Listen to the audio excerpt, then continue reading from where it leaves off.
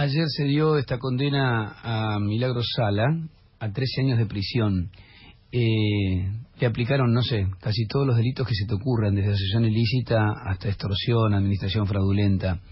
Y sin opinar sobre el fondo de la cuestión, en este momento, me preguntaba ayer cuando conocía la pena, si la condición de Milagros Sala, su condición de origen me refiero, colla, negra, como ella misma se define, no juega tan bien, no juega.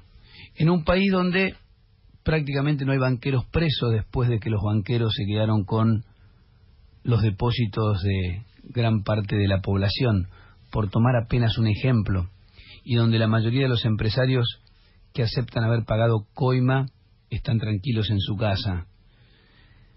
Me preguntaba simplemente en cuánto la condición racial no pesa a la hora de impartir un castigo como el que se generó en el día de ayer, o por ejemplo los 3 años de prisión preventiva.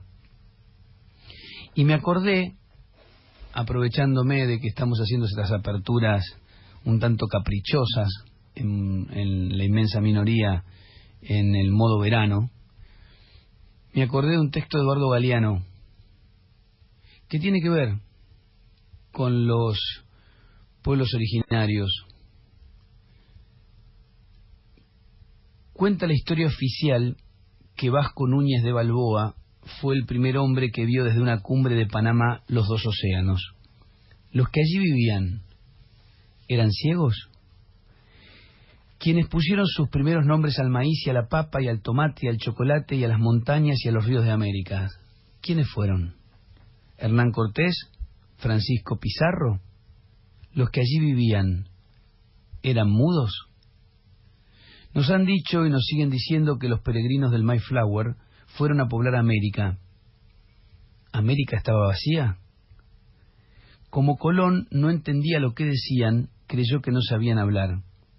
Como andaban desnudos, eran mansos y daban todo a cambio de nada, creyó que no eran gentes de razón. Y como estaba seguro de haber entrado al oriente por la puerta de atrás, creyó que eran indios de la India.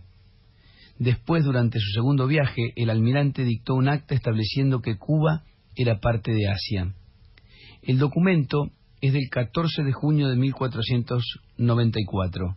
Dejó constancia de que los tripulantes de sus 3 naves lo reconocían así, y a quien dijera lo contrario se le darían 100 azotes, se le cobraría una pena de 10.000 maravedíes y se le cortaría la lengua. El notario Hernán Pérez de Luna dio fe, y al pie firmaron los marinos que sabían firmar. Los conquistadores exigían que América fuera lo que no era. No veían lo que veían, sino lo que querían ver.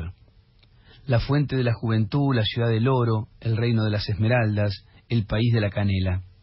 Y retrataron a los americanos tal como antes habían imaginado a los paganos de Oriente. Cristóbal Colón vio en las costas de Cuba sirenas con caras de hombre y plumas de gallo, y supo que no lejos de allí los hombres y las mujeres tenían rabos. En la Guayana, según Sir Walter Raleigh, había gente con los ojos en los hombros y la boca en el pecho.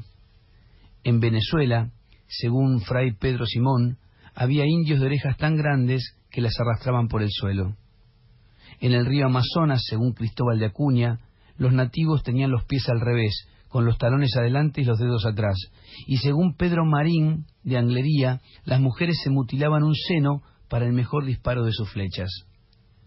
Anglería, que escribió la primera historia de América pero nunca estuvo allí, afirmó también que en el Nuevo Mundo había gente con rabos, como había contado Colón, y sus rabos eran tan largos que sólo podían sentarse en asientos con agujeros.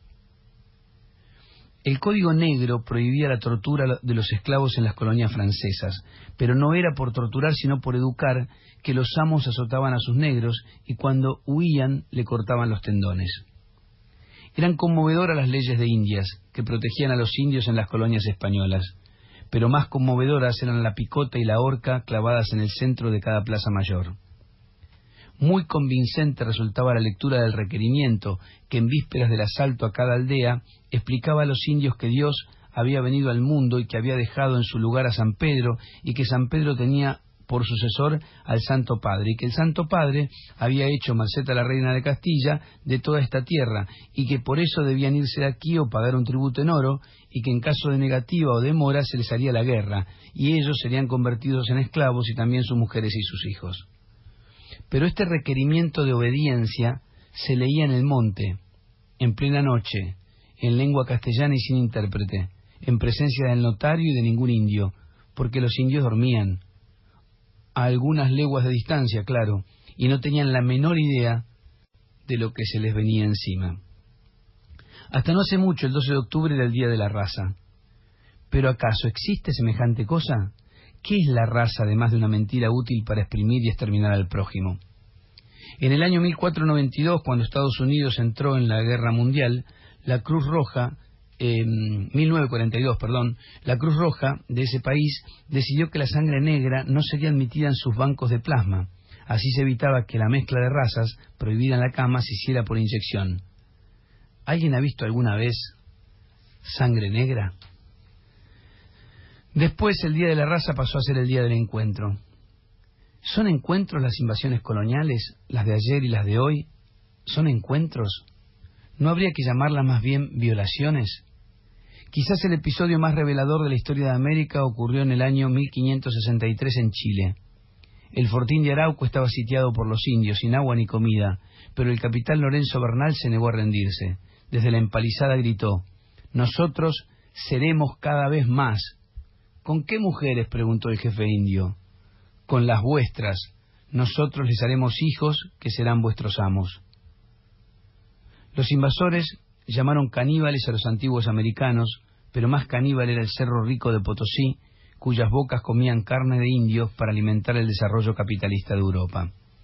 Y los llamaron idólatras, porque creían que la naturaleza es sagrada y que somos hermanos de todo lo que tiene piernas, patas, alas o raíces. Y los llamaron salvajes. En eso al menos no se equivocaron. Tan brutos eran los indios que ignoraban que debían pedirles visa, certificado de buena conducta y permiso de trabajo a Colón, Cabral, Cortés, Alvarado, Pizarro y los peregrinos del Mayflower, como les piden ahora a cualquier latinoamericano.